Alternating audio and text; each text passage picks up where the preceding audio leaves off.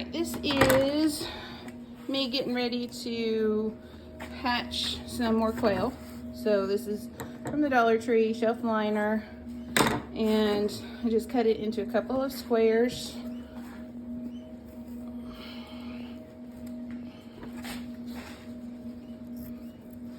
Doesn't have to be perfect. It's gonna be thrown away here in a couple days anyway.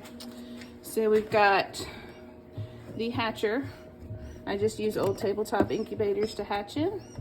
And all this is for is to keep the quail from putting their little feet through these holes. It's just the perfect size for them to get their feet stuck in and break their legs or twist their legs or just whatnot. Doesn't have to cover the whole thing.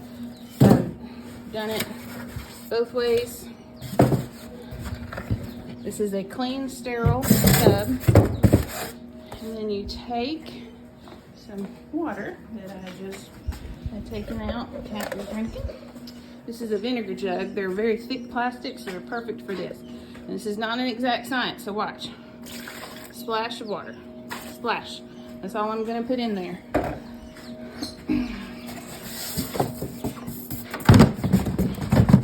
Put this on.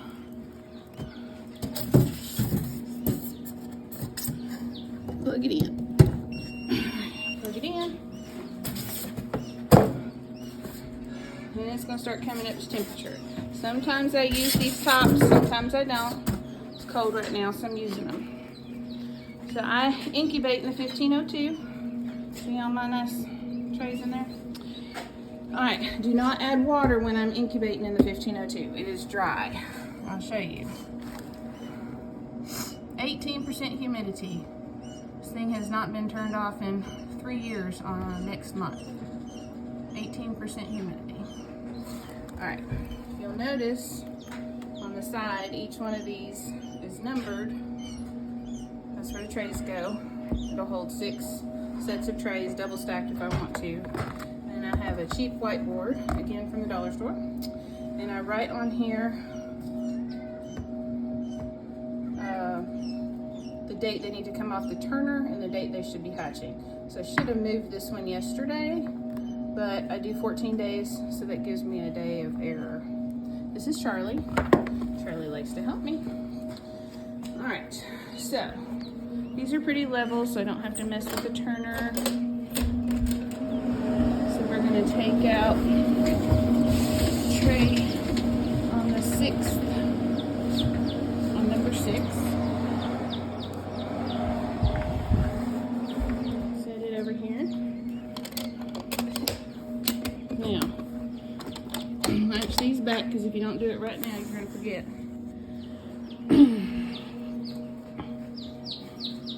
Yes, this thing is still coming up to temperature.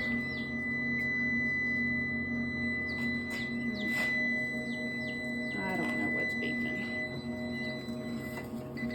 Oh, that's my battery backup.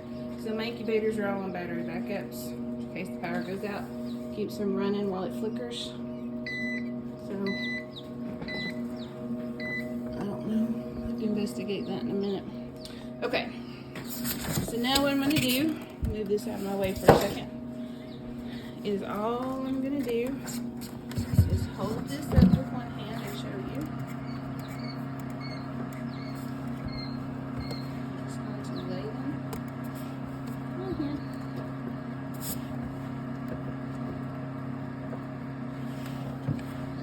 And I have tried just setting the whole thing in here. It takes up too much space, so it kind of makes it too crowded and the hatch rate went down. And the reason why I don't wait for it to come up to temperature is because standing here with the lid open, it's not gonna, it's gonna lose the heat anyway. So,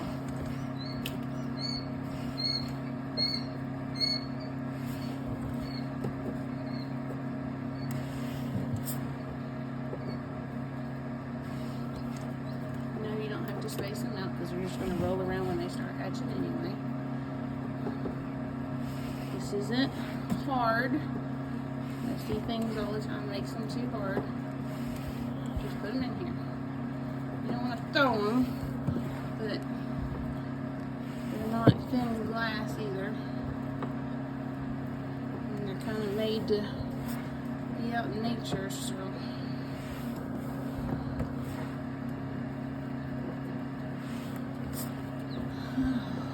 This, when you do this way, gives you more room.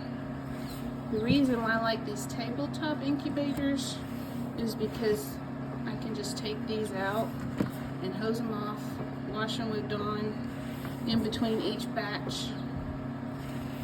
I hatch about every 5 days.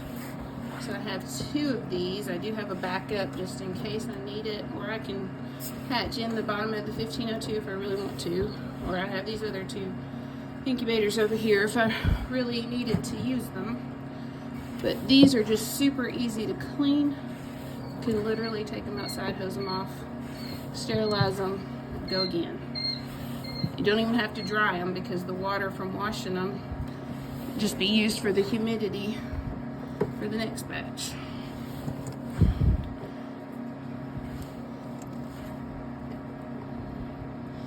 So about every 5 days, so they're going to be in here for between 4 and 5 days. And so I stagger them. So these are going in, obviously, because you're watching me do it. Yeah, almost done. Don't lose interest just yet. Almost done. 3 more. All right. Close it up. Now this brown stuff on here is peat moss. See, comes off. When it's warmer outside, I'll wash it off. All right, so I've moved all those. This one was broken. Got cracked so it didn't grow. And so fast forward 4 days. Not really, but, and see, this is what it looks like. Those are Moran eggs, so just disregard those for a minute. So see, they've out hatched.